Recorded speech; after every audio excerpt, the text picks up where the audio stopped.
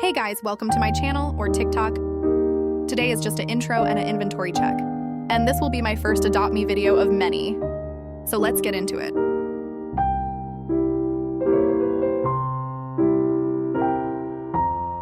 These are my pets, feel free to offer. I had quit Adopt Me almost 5 years ago from now, and I just started playing again. When I rejoined, all I had was a bee and a dog. I was scammed before I quit. I thought I'd never come back, but here I am. I've done hundreds of bad trades and lost lots of value due to value manipulation. Example A. But that's just how the game goes, and I still have a nice inventory, so frick it, we ball. Anyways, I'll show my profile, then that'll be the end.